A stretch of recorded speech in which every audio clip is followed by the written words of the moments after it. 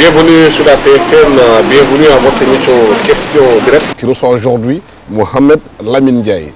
Mohamed Lamine Ndiaye, responsable programme Justice économique à Oxfam, une ONG qui travaille beaucoup avec les populations africaines, surtout mondiales. Monsieur Mamadou Lamine Ndiaye est responsable Afrique de ce programme. Monsieur Mohamed Ndiaye, vous parlez de justice économique. Qu'est-ce qu'on entend par justice économique? Je vous remercie beaucoup, M. Diop, d'abord de m'avoir invité à cette émission.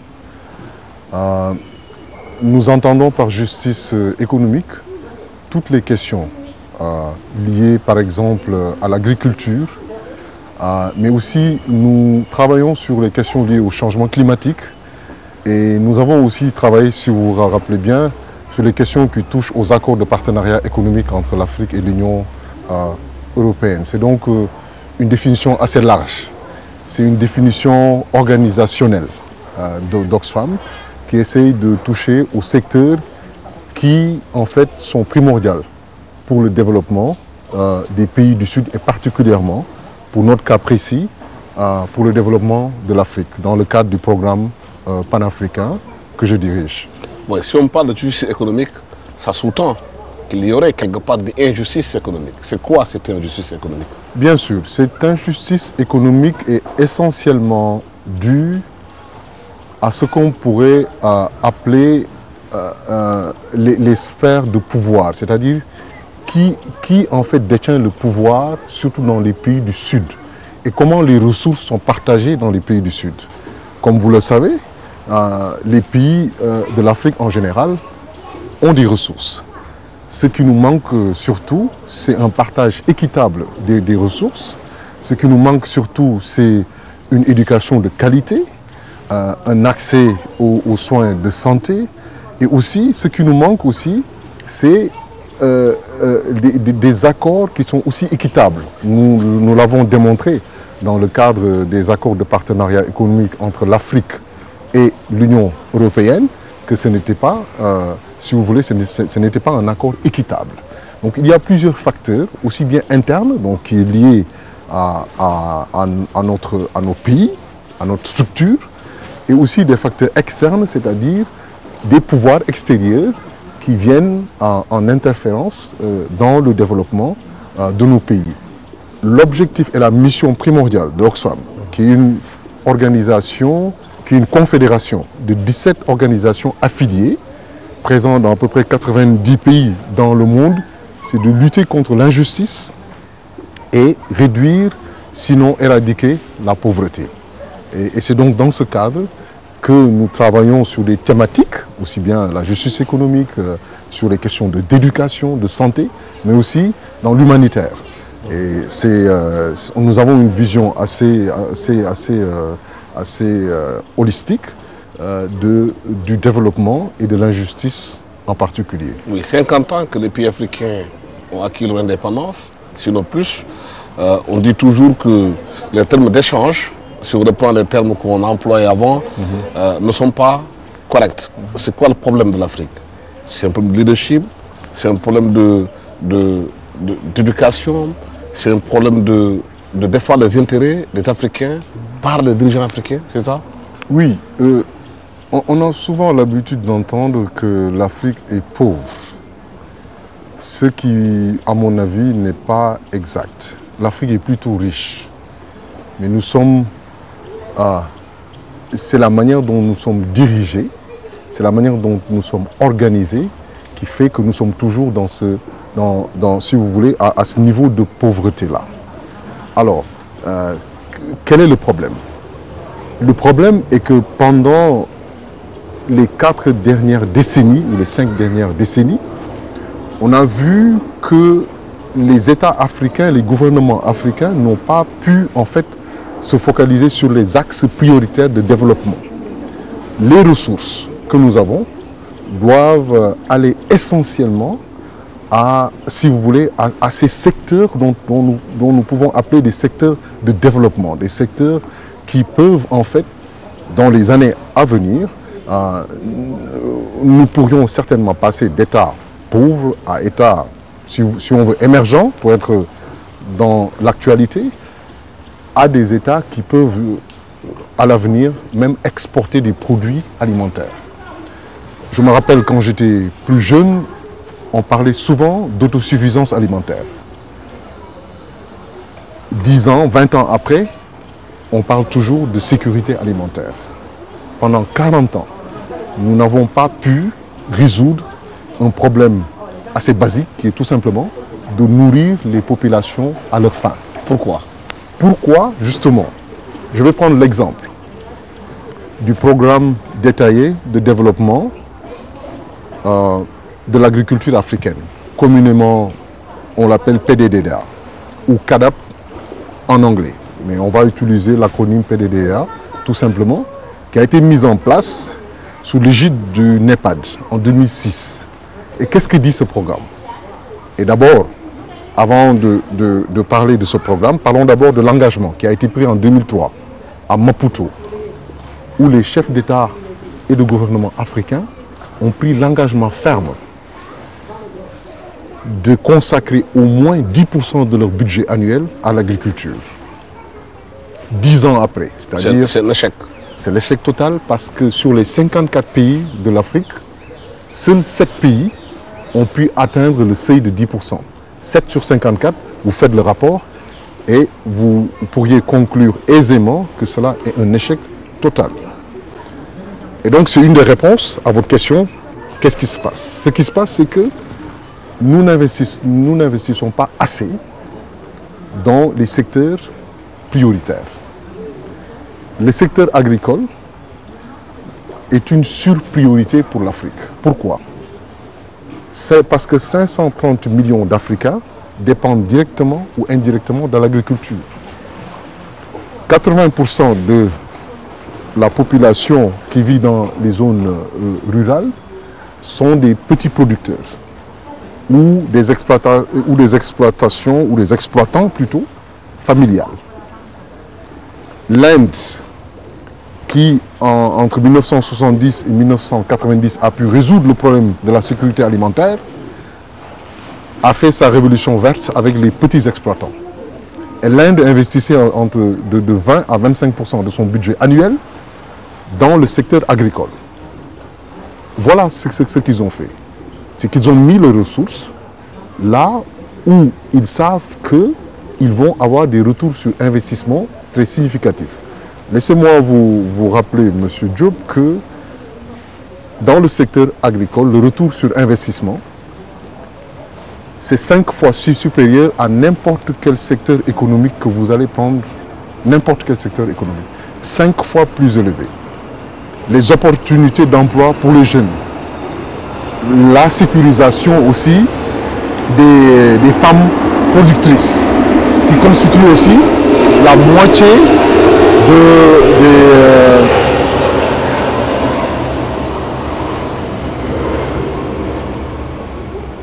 qui constitue la moitié de la population active dans le secteur agricole. Et donc le problème qui se pose, c'est que nous devons non seulement nous focaliser dans le secteur agricole. Nous avons déjà, nous entrons dans la deuxième phase du PDDA. La deuxième phase qui doit se dérouler de 2015 à 2025, donc les prochaines 10 ans. L'Union africaine et le secrétariat du PDDA sont en train de travailler sur ce qu'ils appellent un cadre de résultats. Et le cadre de résultats, en fait, ce qu'ils essayent de faire, c'est de définir des indicateurs très clairs et des objectifs mesurables. Parce qu'il ne suffit pas de dire tout simplement qu'on va dépenser 10% de notre budget dans l'agriculture. C'est un objectif quantitatif. Il nous faut travailler sur des objectifs qualitatifs. Objectif qualificatif veut dire qu'il faudra cibler d'abord les petits producteurs, qu'il faudra cibler les filières porteurs. Et pour chaque pays, chaque région, il y a des filières porteurs. Il y a des filières porteurs. Pour le Sénégal, on le connaît, c'est l'arachide, c'est le riz, c'est ces filières porteurs. Alors, il faut nécessairement que ces investissements-là puissent cibler, avoir des objectifs quantitatifs, oui c'est très bien, 10% au moins, mais aussi des objectifs qualitatifs, c'est-à-dire cibler les petits producteurs, organiser les producteurs et les productrices, investir beaucoup plus dans l'irrigation. Comme vous le savez, en Afrique, les proportions en termes d'irrigation, c'est que seulement 5% des terres arables sont irriguées. Vous et moi sommes témoins de ce qui se passe en ce moment dans ce pays, c'est que les pluies tardent et tout le monde panique. On aurait pu ne pas paniquer si on avait un plan très clair d'irrigation où une bonne partie des terres seront irriguées. Et là, on parle d'une irrigation assez basique qui pourra permettre justement aux producteurs et aux cultivateurs de ne pas dépendre essentiellement de la pluviométrie et de ne pas dépendre aussi de ce qu'ils ne maîtrisent pas. Mais justement, quand on regarde bien la littérature des différents gouvernements africains, sénégalais, par rapport à l'agriculture, il y a eu souvent cette volonté de dire que nous allons investir dans l'agriculture. C'est elle qui permettra au Sénégal de s'en sortir, de se nourrir, de créer des emplois et de permettre au pays d'aller de l'avant. Le programme Sénégal émergent dont on parle, l'un des piliers de ce programme, c'est l'agriculture. On parle aujourd'hui des domaines agricoles communautaires, on parle un peu de mettre en place une agriculture moderne avec l'agro-business. Vous êtes un peu inquiet par rapport à cette ouverture-là qui va permettre à ce qu'on appelle les méga partenariats publics-privés qui risquent de spolier les paysans de leur propre terre. Oui, effectivement. Avant de nous prononcer sur ce qu'on pourrait appeler les initiatives ou les méga partenariats publics-privés, nous avons mené 3 études dans 3 pays en Afrique. Le Burkina Faso, la Tanzanie et le Malawi. Nous avons fait des études sur des projets et je voudrais préciser que nous avons vu cette tendance-là depuis la réunion du G8 en 2012 où les pays du G8 ont lancé ce qu'ils appellent l'Alliance nouvelle pour l'agriculture et la nutrition en Afrique. Ils ont lancé d'autres initiatives comme Grow Africa et les pôles de croissance. Et ces initiatives-là se focalisent sur les méga partenariats publics-privés. Pendant au moins les décennies passées, nous l'avons dit, les gouvernements africains ont sous-investi dans l'agriculture. Et il me semble maintenant qu'il y a une certaine tendance à vouloir un peu expliquer que la solution maintenant, c'est des alliances à grande échelle. Nous, ce que nous disons, c'est que cela n'est pas la solution. Et nous l'avons démontré. Nous l'avons démontré avec cette étude que nous avons pu mettre en place. Et les problèmes qui se posent, on a essayé de répondre à 3 questions essentielles. Qui sont les principaux bénéficiaires de ces méga PPP, si vous me permettez de le dire de cette manière-là. Le coût de l'investissement est prévu à près de 3 000 milliards de francs CFA. Même plus, c'est 5,9 milliards de dollars, sur plusieurs années bien sûr. Près de 3 000 milliards de francs. 3 000 milliards, ce qui est 2 fois les recettes fiscales du Sénégal. 2 fois. Les recettes fiscales du Sénégal, c'est à peu près 1,5 million par an. C'est 2 fois, n'est-ce pas? Alors, ce que nous sommes en train de dire tout simplement, c'est qu'il y a plus de risques que de bénéfices pour les paysans et les petits producteurs. Pourquoi? Parce que tout simplement, nous nous sommes posé 3 questions essentielles. Je le disais, qui sont les principaux bénéficiaires, qui supportent les risques et qui détient le pouvoir décisionnel. Les bénéficiaires, c'est surtout les multinationales agroalimentaires. L'étude que nous avons effectuée dans ces pays-là montre que les pays industrialisés, les pays du G8, favorisent souvent les multinationales qui sont domiciliées dans le propre pays. C'est le cas de l'Allemagne avec BASF, c'est le cas de la Norvège avec Yara, qui est une grande industrie qui produit des intrants. Et c'est le cas de multinationales qui sont établies, par exemple, en Angleterre et même aux États-Unis. C'est donc une manière pour eux d'ouvrir les marchés pour leurs multinationales à eux. Dès l'instant que nous mettons en synergie, que nous mettons ensemble des ressources publiques, il faut nécessairement qu'on puisse regarder l'intérêt général. Nous ne pouvons pas regarder tout simplement l'intérêt particulier d'une multinationale ou d'une élite dans un pays pour justement, si vous voulez, favoriser ces initiatives-là. Mais en ce moment, où est la capacité africaine à donner une réponse par rapport à ces propositions? Est-ce que ce n'est pas de leur faute quand ils viennent chercher des marchés pour les multinationales? C'est aux Africains peut-être de poser un postulat qui permet aujourd'hui à l'Afrique d'être gagnant-gagnant dans un partenariat. Je suis d'accord avec vous. Et c'est justement ce que nous demandons. Ce que nous demandons, c'est que le gouvernement africain puisse mettre en place des cadres où aussi bien les multinationales que les petits producteurs, les communautés puissent être bénéficiaires aussi.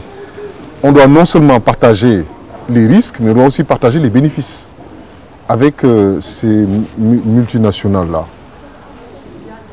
Pour illustrer un peu ce que je viens de dire, je voudrais rappeler que l'Afrique dépense 50 milliards de dollars par an pour importer des produits alimentaires. 50 milliards par an. Dans le programme du PDDDA, en 2006, on avait prévu des dépenses qui s'élèvent à peu près à 26 milliards par an sur 15 ans. Donc, il me semble que le problème de capacité ne se pose pas, puisque nous sommes capables de dépenser 2 fois plus que ce dont on a besoin pour investir dans l'agriculture. Le problème essentiel qui se pose, c'est un problème de priorité. Est-ce que l'argent public, que ça vienne des bailleurs de fonds, que ça vienne de nos propres gouvernements, devrait être utilisé pour favoriser ces méga partenariats publics-privés, ou l'argent qui vient des États et aussi bien des bailleurs de fonds devrait être utilisé pour améliorer l'irrigation dans nos pays, pour organiser les petits producteurs, pour travailler sur des produits financiers qui sont adaptés aux cultivateurs et particulièrement aux femmes et aux jeunes. C'est la question essentielle sur laquelle il faut répondre. Nous avons vécu les politiques d'ajustement structurel où on avait demandé aux États de se désengager. Et pendant ce temps-là, les pays riches du G8 étaient en train de subventionner leurs propres agriculteurs. Je pense qu'on devait se poser des questions.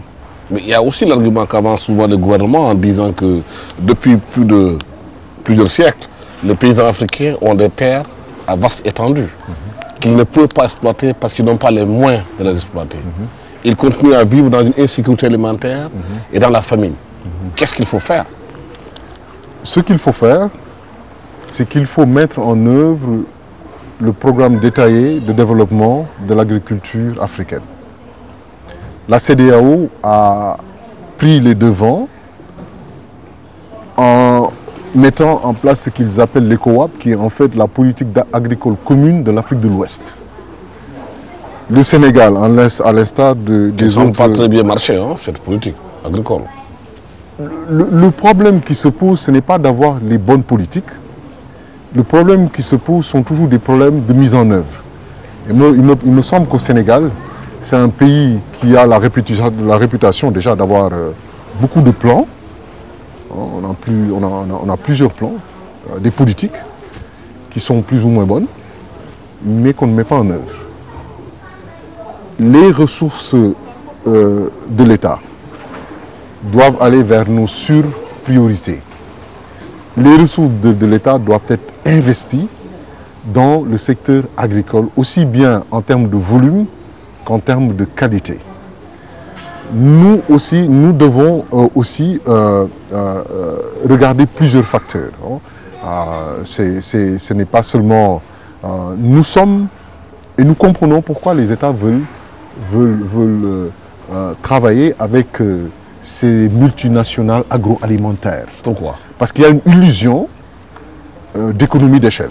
C'est une illusion, justement, parce que cela ne s'est vérifié nulle part. Que ce soit en Inde, qui est pris souvent en exemple avec la révolution verte qu'ils ont déclenchée entre 1970 et 1990. Et je le redis encore, l'Inde s'est basée sur les petits producteurs. Et ils ont réussi. Mais alors pourquoi on ne pourrait pas nous aussi réussir en nous focalisant sur les petits producteurs, les exploitations? Est-ce que ce qui est valable en Inde est forcément valable en Afrique? Je pense que nous avons notre point de départ, et je le disais, c'est que nous avons mené des études dans 3 pays. Et la conclusion, c'est que les perdants, c'est surtout les populations, et que ceux qui gagnent, c'est surtout les grandes multinationales qui souvent réexportent non seulement les bénéfices, mais aussi les produits de tout ce qu'ils produisent en Afrique en dehors de nos frontières. Et il me semble que ça a l'air même un peu absurde d'exporter des produits alimentaires dans des pays qui n'ont pas encore, si vous voulez, sécurisé, qui n'ont pas encore la sécurité alimentaire. C'est assez absurde. Alors, moi je pense qu'il faudrait nécessairement que l'on retourne à nos fondamentaux, et les fondamentaux, c'est organiser les petits producteurs. Le deuxième point que je voudrais mentionner ici, c'est qu'il faudra qu'on discute un peu de la définition du secteur privé. Les petits producteurs africains font partie du secteur privé. Leur objectif, c'est de vendre et de faire des bénéfices. Au Sénégal, on a parlé un peu de mettre en place un code foncier, les réformes foncières, mais l'impression qu'on a, c'est que les questions n'avancent pas, qu'il n'y a pas de discussion, il n'y a pas aussi une volonté d'aller vraiment régler le code foncier au Sénégal. Qu'est-ce qui explique cela? Est-ce que c'est ceux qui ont des terres qu'ils disent à leur appartenir des terres ancestrales, l'État n'a pas les moyens de réguler la question? Je pense que l'État a les moyens de réguler le foncier, et l'État a intérêt à ce que le foncier soit régulé. Le problème qui se pose au Sénégal se pose dans beaucoup d'autres pays africains. Selon une étude de la Banque mondiale d'ailleurs, il y a une estimation qui dit qu'à peu près 10% des terres en Afrique ont, si vous voulez, une législation assez claire, un titre foncier, 10%. Et donc 90% est dans le flou total. Et donc voilà le problème qui se pose. Est-ce que c'est possible d'entrer dans des accords avec des multinationales quand on n'a pas encore réglé le problème du foncier?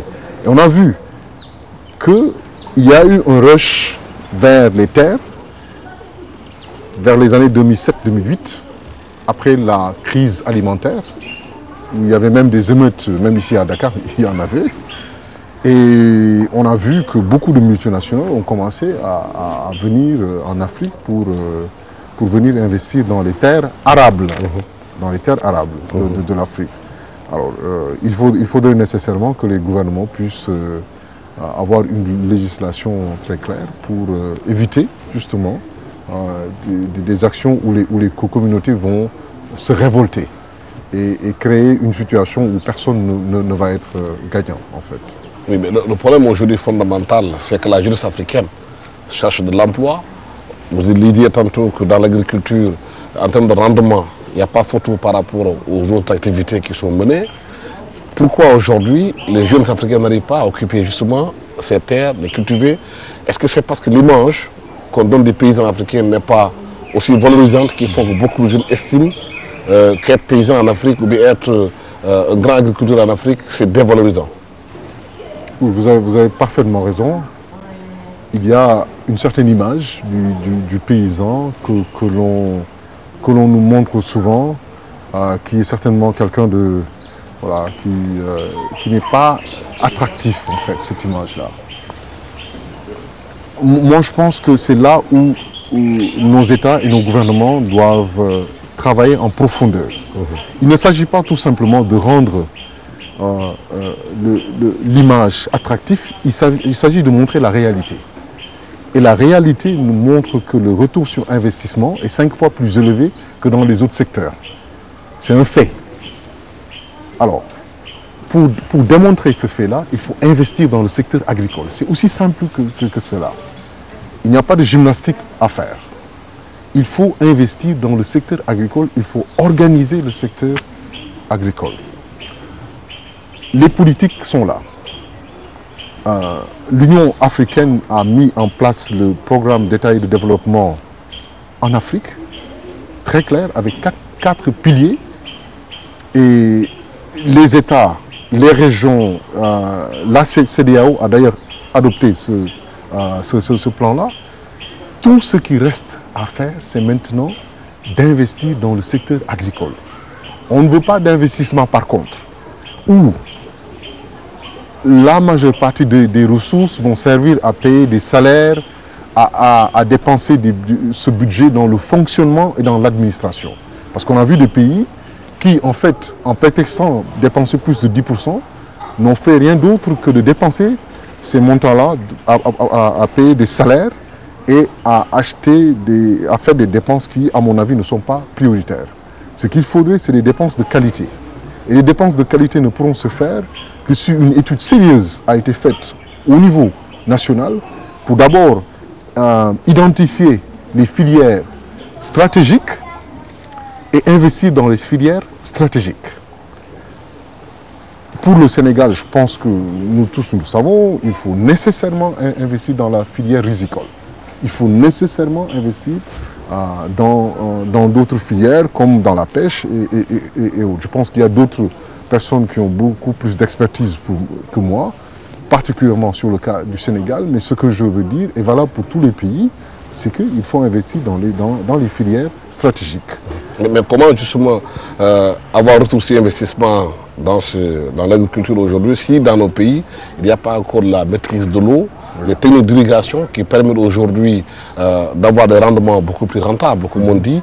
Vous l'avez dit tantôt, il y a le changement climatique qui s'opère un peu partout dans nos pays. Le retard des pluies inquiète de plus en plus les paysans. C'est un gros souci. Qu'est-ce que l'État doit faire, nos États doivent faire justement dans ce domaine-là? Effectivement, vous avez parfaitement raison. Il faut les ressources qu'on doit mettre dans ce secteur-là, comme je le disais, doivent aller dans les filières stratégiques. L'État, après avoir identifié ces filières-là, je pense que le seul moyen, si vous voulez, d'ailleurs, de résoudre le problème du chômage dans nos pays, c'est de diriger les jeunes vers ce secteur agricole-là. Regardez les pays développés où les agriculteurs sont en fait des acteurs économiques qui sont très riches et qui produisent beaucoup. Et si vous voulez même, si vous analysez un peu plus dans les pays développés, c'est une infime partie de la population qui produit plus que ce que le pays a besoin. Plus. 5% maximum qui produisent plus que ce que le pays a besoin et ils exportent à l'extérieur de leur pays. Et que donc nous devons aller vers cette tendance-là. Mais progressivement, et je pense que les politiques, j'espère que le plan Sénégal émergent sera appliqué avec minutie et en ciblant les secteurs stratégiques que nous avons identifiés pour le Sénégal. Comme je vous l'ai dit, nous faisons beaucoup de déclarations. Nous en avons fait en 2003, où nous avons dit que nous allons investir dans l'agriculture 10 ans après. C'est un échec total. Il n'y a eu que 7 pays qui ont investi. Il ne s'agit plus de faire des déclarations. Il s'agit maintenant de travailler sur ce qu'on pourrait appeler un cadre de résultats, avec des indicateurs très clairs et des objectifs mesurables. Est-ce qu'on pourrait, par exemple, travailler sur ce qu'on pourrait appeler un index de la sécurité alimentaire, où chaque année, on va se réunir pour voir qu'est-ce qui a été fait, quels ont été les progrès qui ont été réalisés dans un secteur bien précis. Moi, je propose que l'on puisse faire cela au Sénégal. Mais le gouvernement vient d'annoncer qu'ils ont trouvé un accord avec le gouvernement chinois et que la Chine a décidé maintenant d'homologuer l'arachide sénégalais. Est-ce que vous pensez que c'est une bonne chose pour les paysans?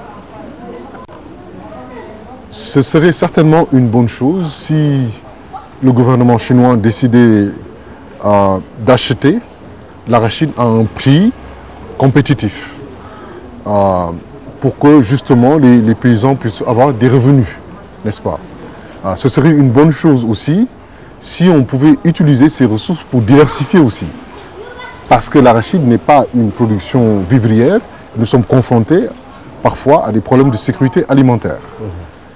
Ce serait une bonne chose aussi si ces recettes d'exportation peuvent aussi servir à être réinvesties dans le secteur agricole. Ce qui se passe souvent, c'est que nous utilisons les recettes d'exportation pour les investir dans d'autres secteurs qui ne sont pas des secteurs prioritaires.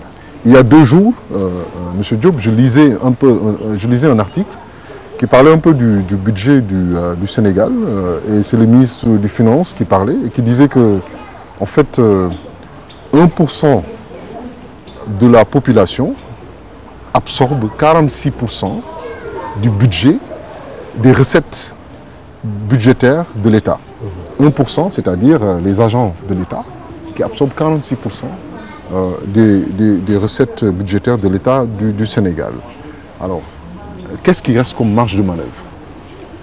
Je pense qu'il y a des arbitrages à faire au niveau des allocations budgétaires. Il faut qu'on puisse un peu clarifier nos sur-priorités, et l'agriculture en fait nécessairement partie, et quelles sont les ressources qui vont être dédiées à ce secteur-là. On ne va pas s'arrêter là. On va travailler sur des objectifs qualitatifs. Parce que si on s'arrête au volume, on risque de faire des erreurs qu'on a fait dans le passé. Il faut qu'on aille plus loin et qu'on regarde les filières stratégiques, qu'on travaille avec les populations qui sont à la marge et qu'on les organise, qu'on travaille avec les femmes productrices qui souvent leur travail n'est pas reconnu en fait, qu'on travaille avec les jeunes parce que notre population, la population africaine, sénégalaise y compris, devient de plus en plus jeune.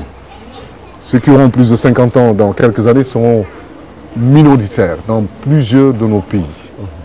Nous sommes condamnés à travailler avec les jeunes. Mais beaucoup de spécialistes disent que c'est bien de produire, de faire de l'agriculture en abondance, d'avoir des cultures vivrières. Mais l'échec, souvent dans les pays africains, de cette filière agricole, c'est qu'il n'y a pas la transformation sur place. Et ça, c'est un point fondamental pour la réussite de l'agriculture. Oui. Encore un point très important, oui. Nous n'ajoutons pas de valeur à nos matières premières, que ce soit dans l'agriculture, que ce soit dans l'industrie minière, nous n'ajoutons pas de valeur. Et c'est ces mêmes produits, ces matières premières, qui sont exportés et qui nous reviennent sous d'autres formes pour nous être vendus parfois beaucoup plus cher que ce que nous dépensons. Et c'est pour cette raison d'ailleurs, c'est pour cette raison que nous devons travailler avec les petites et moyennes entreprises et les petites et moyennes industries locales pour justement favoriser et leur permettre d'ajouter de la valeur aux matières premières. Si nous continuons ces méga partenariats publics-privés, nous n'allons pas pouvoir aider les PME et les PMI locales à se développer. Nous devons justement utiliser les ressources que nous avons pour justement travailler avec les PME et les PMI locales. Non seulement c'est eux, l'État n'a pas pour objectif, l'État n'est pas recruteur par essence. L'État organise et légifère. Je vois souvent, quand on écoute souvent nos médias, quand on parle de chômage, on interpelle souvent l'État, à juste titre. Mais il faudrait qu'on se rappelle que l'État n'est pas le recruteur par essence. L'État organise. Et justement, l'État devrait organiser. L'État devrait diminuer la pression fiscale sur ces PME et ces PMI. Vous et moi, ou ceux qui en fait travaillent dans le secteur économique le savent. Il y a une forte pression fiscale sur les PME et les PMI nationales et locales. Les multinationales agroalimentaires qui viennent ici bénéficient souvent d'exemptions de taxes sur une dizaine d'années, parfois, quand ils viennent s'établir ici. On leur donne des terres, parfois même gratuitement, ou à des prix dérisoires. Et quand il s'agit de PME et des PME, non seulement on nous vend, on est obligé de payer le prix du marché, mais on fait face aussi à une forte pression fiscale. Et c'est l'État qui devrait organiser cela. Ce n'est pas le particulier qui va pouvoir organiser cela. C'est justement là où on attend l'État, là où on attend les gouvernements africains, et particulièrement dans le cas qui nous concerne le gouvernement du Sénégal, qui devrait travailler à alléger la pression fiscale sur les PME et sur les PMI. Et ce n'est pas seulement ça. Il ne s'agit pas tout simplement d'alléger, il s'agit aussi d'organiser le secteur financier, de travailler avec les institutions financières pour qu'ils travaillent sur des produits adaptés aux petits producteurs et aux cultivateurs. Il faut aussi, par exemple, qu'on ait des assurances pour les petits, pour les cultivateurs, les pêcheurs, les pasteurs, et ce qui aussi est les éleveurs. Des assurances qui peuvent leur permettre justement, en cas d'aléa climatique, qu'ils puissent faire face à leurs besoins. Mais beaucoup de spécialistes en économie disent que s'il y a des problèmes de développement et de compétitivité, même des économies africaines comme celle du Sénégal, c'est lié à la question de la monnaie.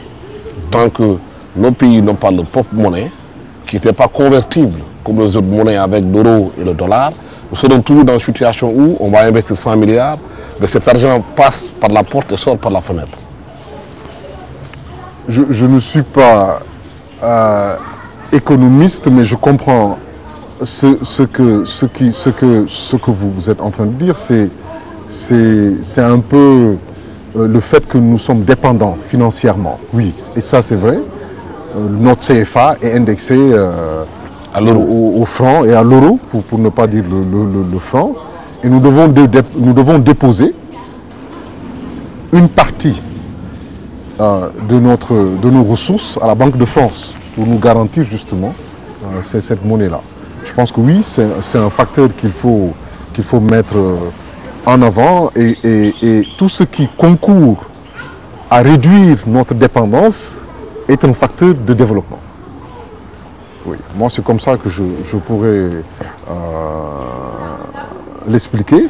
Nous avons aussi vécu la dévaluation du franc CFA qui devait normalement avoir pour conséquence de favoriser, de décourager les importations et de favoriser les exportations. Je pense que nous avons beaucoup plus souffert qu'autre chose. Nous avons vécu les politiques d'ajustement structurel. On avait demandé à l'État de se désengager, de ne plus subventionner le secteur agricole. Et on a vu les conséquences. C'est que non seulement on a assisté à une diminution significative, à un déclin de la production agricole, mais aussi à une forte diminution de la productivité dans plusieurs secteurs. On parlait tantôt de la CEDEAO dans le cadre de l'agriculture. Certains ONG s'inquiètent aujourd'hui que les APE soient signés, les fameux accords de partenariat économique, en disant qu'ils continuent à défavoriser les pays africains parce que les produits qui viennent de l'extérieur sont subventionnés et qui concurrencent les produits locaux qui font qu'aujourd'hui l'agriculture africaine n'est pas compétitive. Même dans le cas des APE, il y a des pays qui sont pour des signatures de ce contrat-là. Il y a des problèmes au niveau de la CEDEAO sur ça. Effectivement, organisation, Oxfam, a beaucoup travaillé avec d'autres organisations sur les accords de partenariat économique. En effet, quand on étudie en profondeur les négociations, le point, si vous voulez, le point où l'on devait se focaliser, c'était l'article 24 de l'Organisation mondiale du commerce, où en fait il fallait mettre tous les États au même niveau d'égalité, c'est-à-dire les pays ACP, Afrique, Caraïbes, Pacifique, les pays de l'Amérique latine, au même niveau. Et c'était le problème qu'il fallait régler, c'est le problème qui tournait autour de l'article 24, c'est donc le commerce des produits. Quand on a regardé en profondeur les APE, ils avaient inclus les services. Ils avaient inclus même l'éducation. Et nous, la question qu'on a posée aux négociateurs de l'Union européenne, c'est pourquoi vous voulez inclure, par exemple, les droits de propriété intellectuelle, par exemple. Pourquoi? Il y avait donc un problème fondamental qu'il fallait régler.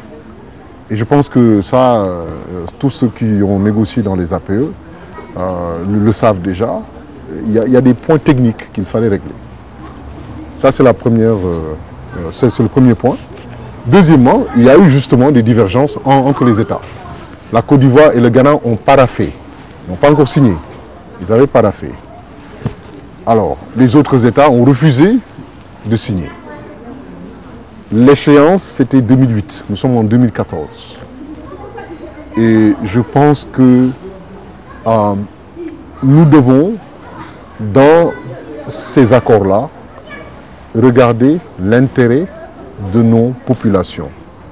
Nous devons regarder l'intérêt de la région, donc de l'Afrique de l'Ouest, et nous devons regarder l'intérêt de nos États. Alors, j'espère, malheureusement je ne fais plus partie de ce groupe qui travaillait activement, mais j'en faisais partie et j'espère qu'avec nos amis de ENDA qui en fait ont pris la relève, ENDA CACID et les autres organisations de la société civile, aussi bien de l'Afrique de l'Ouest que la société civile africaine, vont continuer à travailler. D'abord pour régler les problèmes techniques qui sont dans les clauses de cet accord-là, mais aussi régler les problèmes politiques, c'est-à-dire si on doit signer, on signe ensemble. Et que si certains ont paraphé, il faudra qu'au sein de la CEDEAO, qu'ils puissent s'entendre sur une position politique à prendre. Et aussi, à mon avis, qu'ils essayent aussi de consulter les autres communautés économiques régionales. Ce n'est pas seulement la CEDEAO qui doit signer, il y a aussi des autres communautés économiques régionales comme COMESA, SADC au niveau de l'Afrique australe, qui vont aussi signer. Et il me semble que cette position n'est pas encore harmonisée. Et il serait important, au nom de l'unicité et de l'union que nous voulons mettre en place, et je parle là de l'Union africaine, que l'on puisse avoir une position au moins continentale, que toutes les communautés économiques régionales... Mais est-ce que l'Union africaine peut être indépendante ou bien avoir de marge de manœuvre dans ces négociations où pratiquement son budget, c'est l'Union européenne qui tient en charge ce budget, son siège est construit par les Chinois. Et que cette Union africaine aujourd'hui peut avoir une marge de manœuvre. Vous savez, ce que vous avez dit est exact. Le budget de l'Union africaine est en partie subventionné par, en général, les pays du G8. Et le siège a été construit par la Chine. Mais l'Union africaine est constituée d'États souverains et indépendants. Je pense que le problème qui se posait, oui, il y a ce problème-là. Et au sein de l'Union africaine aussi, il y a des écoles de pensée. Il y a l'école de pensée qui avait été dirigée par Kadhafi, qui pensait qu'on devrait aller vers une fédération. Et l'autre école de pensée dirigée par l'Afrique du Sud, et qu'il fallait d'abord consolider les communautés et les institutions régionales d'abord, qui devaient servir de pilier à ce qu'on pourrait appeler une fédération. alors une fédération des institutions. Donc c'est deux écoles de pensée qui s'affrontent. C'est aussi une certaine vision de l'Afrique aussi qui s'affrontent. Notre indépendance, elle est relative, bien sûr. Elle est relative parce que parfois ça dépend des intérêts particuliers, parfois ça dépend aussi des ressources dont nous disposons. Je voudrais tout simplement souligner, avant d'aller plus loin, et là j'espère que je ne suis pas en train de faire une digression, je pense que ça a un lien. 10 des économies qui progressent le plus au monde, sur les 10, 6 sont en Afrique. Et si ça continue comme ça, dans les prochaines années, nous voyons que l'Afrique est en croissance, qu'on le veuille ou non. L'Afrique est en croissance. Le problème principal qui se pose en Afrique, c'est le problème de l'inégalité. Et quand on étudie et quand on regarde les pays qu'on appelle souvent les BRICS, c'est-à-dire les pays émergents, Brésil, Afrique du Sud, Inde, Chine, Russie, et même maintenant, on ajoute Mexique et même le Nigeria maintenant. Alors, le problème qui se pose essentiellement dans ces pays-là, c'est le problème d'inégalité. C'est que les ressources sont très mal réparties. Et que l'État, certains de ces États, comme l'Afrique du Sud et le Nigeria, ont beaucoup de ressources et ont des potentialités. Et donc, c'est pour cela que nous, en tant qu'organisation non gouvernementale, nous travaillons beaucoup sur les questions d'injustice. Et que, plus en plus, nous allons voir une répartition inégale des ressources en Afrique. Mais une croissance aujourd'hui menacée par le virus Ebola.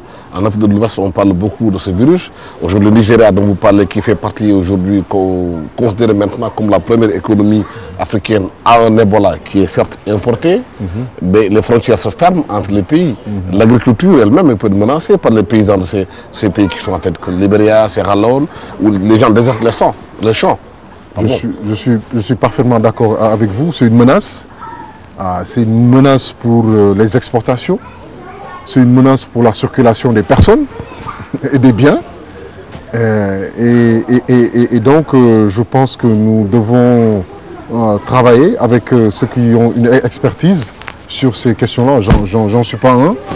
Et je pense que c'est une vraie menace. Je voudrais tout simplement lier le cas de l'Ebola à une question, puisqu'on parle des partenariats